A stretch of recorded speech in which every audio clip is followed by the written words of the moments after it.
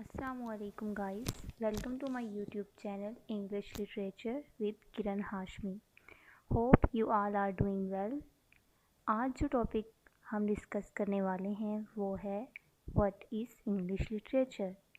जी हाँ, English literature क्या है। पता क्या व्यूअर्स, बहुत से स्टूडेंट्स ऐसे होते हैं जो इंग्लिश लिटरेचर पढ़ रहे होते हैं, लेकिन होता क्या है, उन्हें पता नहीं होता कि बेसिकली वो पढ़ क्या रहे हैं, उसका मतलब क्या है और फ़ायदा क्या है। और बहुत से स्टूडेंट्स तो ऐसे होते हैं, ऐसे भी हैं जो फर्दर डिग्री के लिए इंग्लिश लिटरेचर में एडमिशन लेना चाह रहे होते हैं, लेकिन उनको बेसिक इन्फॉर्मेशन नहीं होती, उनको पता नहीं होता कि आखिर इंग्लिश लिटरेचर है क्या। तो व्यूअर्स, आज की वीडियो है मेरे उन मासूम स्टूडेंट्स के लिए जो एडमिशन लेना चाह रहे हैं या इंग्लिश लिटरेचर पढ़ रहे हैं। ठीक है, तो हम आज का लेक्चर जो है स्टार्ट करते हैं।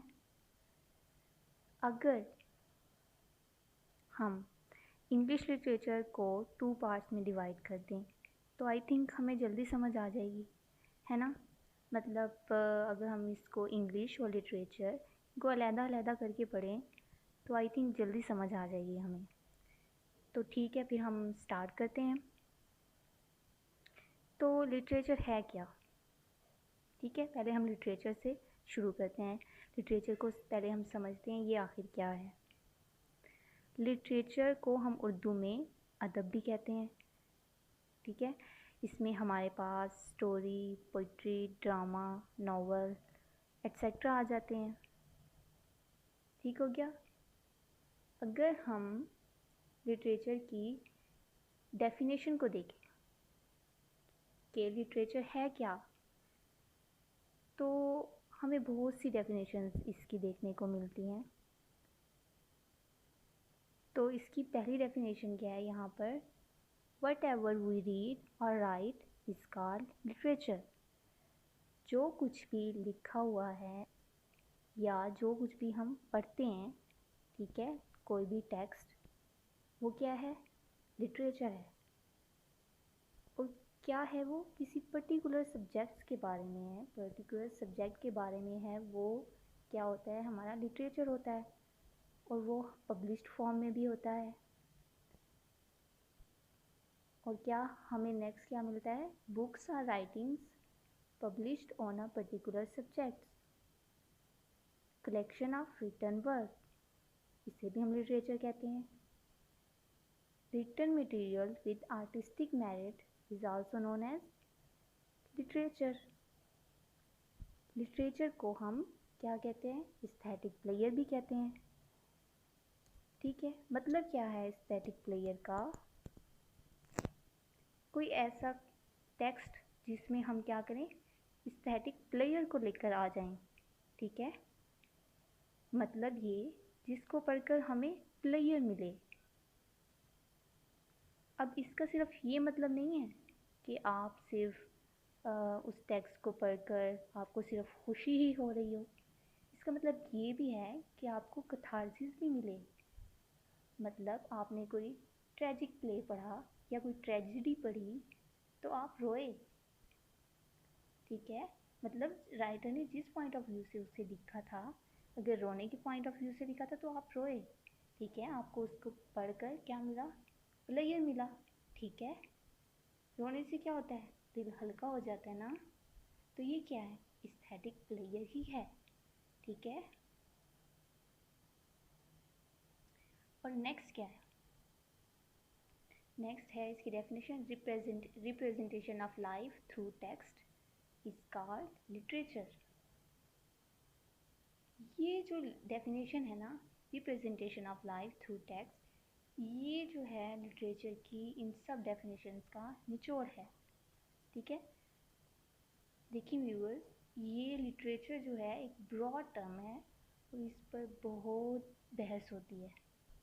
कुछ लोगों ने कहा कि लिटरेचर जो है वो प्लेयर प्रोवाइड करता है, कुछ ने कहा ये स्टाइल होता है, कुछ ने कहा प्योर होता है, आर्ट होता है मतलब हर किसी ने अपना पॉइंट ऑफ व्यू दिया, लेकिन जनरली अगर हम इसे देखें तो व्यूअर बेसिकली जो ये लिटरेचर है ना, वो है रिप्रेजेंटेशन ऑफ लाइफ, या क्या इसको कहते हैं, representation of life through text, और क्या, एक्सपीरियंस ऑफ लाइफ। मतलब ये कि जो राइटर की ज़िंदगी के तजुर्बात होते हैं उसको पढ़ना, ठीक है। ये जो हम बुक्स वगैरह, नॉवल, स्टोरी वगैरह पढ़ते हैं, टेक्स्ट पढ़ते हैं, उसमें क्या होता है, उसमें हमें राइटर ने के पॉइंट ऑफ व्यू मिल रहा होता है ना, उसकी इमोशंस, उसकी थिंकिंग, उसके एक्सप्रेशन, वो सब क्या बता रहे होते हैं, उसकी लाइफ के बारे में बता रहे होते हैं ना, ठीक है। वो जो उसने लाइफ किस तरह गुजारी, उसने क्या देखा अपने इर्द गिर्द, वो सारा कुछ राइटर्स लिख रहे होते हैं, ठीक है। अपना पॉइंट ऑफ व्यू, अपनी थिंकिंग लिख रहे होते हैं। तो बेसिकली जो मेन इसकी डेफिनेशन बनती है तो वो यही है कि experience of life is called literature. ठीक हो गया। अब हम डिस्कस कर लेते हैं नेक्स्ट टर्म, जो है इंग्लिश। इंग्लिश जो है वो गोरों की लैंग्वेज है। जाहिर है जो टेक्स्ट इंग्लिश में लिखा गया हो उससे इंग्लिश लिटरेचर ही कहेंगे ना, और जो उर्दू में लिखा जाए तो उसको वो उर्दू लिटरेचर कहलाएगा, ठीक है। ज़रूरी नहीं है जो लिटरेचर जो है, जो इंग्लिश लिटरेचर है, वो इंग्लैंड वालों ने ही लिखा हो तो ही वो इंग्लिश लिटरेचर कहलाएगा। किसी भी कंट्रीज़ के किसी भी कंट्री के जो राइटर्स हैं, उन्होंने जो भी लिखा है इंग्लिश में, जो भी टेक्स्ट लिखा है, वो क्या होगा, इंग्लिश लिटरेचर ही कहलाएगा, ठीक है। अब जैसे जोसेफ कॉनरेड हमें मिलता है, वो कहाँ पे, वो पोलैंड में पैदा हुआ था। उसके बाद जेम्स जॉयस है, वो आयरिश में पैदा हुए थे। रॉबर्ट बर्न्स हैं, वो स्कॉटिश थे, ठीक है। इस तरह डिफरेंट कंट्रीज़ के जो राइटर्स हैं जिन्होंने इंग्लिश में लिखा है, उसे हम इंग्लिश लिटरेचर ही कहेंगे, ठीक हो गया। अब नेक्स्ट जो है, इसकी हम टाइप्स डिस्कस कर लेते हैं।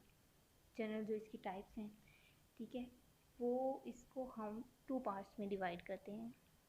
एक होता है अप्लाइड लिटरेचर और दूसरा क्या होता है, प्योर लिटरेचर, ठीक है। अब इन दोनों में ख़ास फ़र्क क्या है।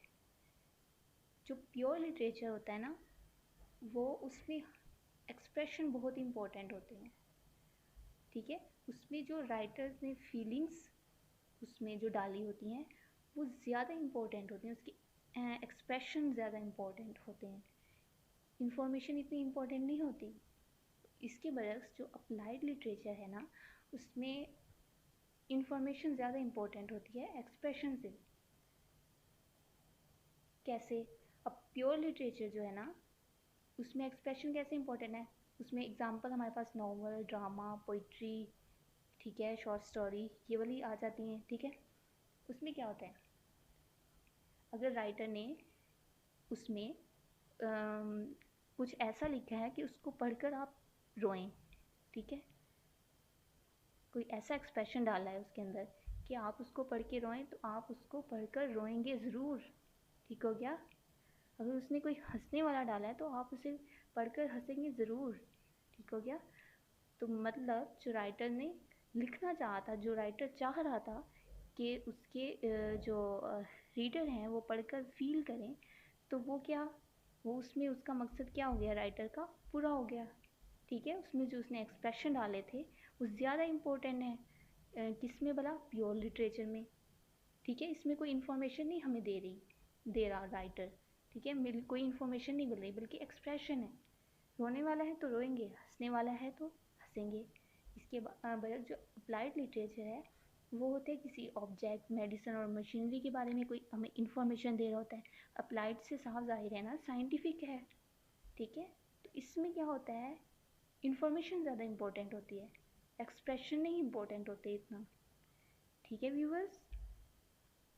आई होप कि आपको आज का लेक्चर समझ आ गया होगा, ठीक है। अगर आपको समझ आ गया हो तो मेरे चैनल को सब्सक्राइब ज़रूर कीजिएगा और थैंक्स फॉर वॉचिंग। मिलते हैं नेक्स्ट वीडियो में। अल्लाह हाफिज़, टेक केयर, बाय।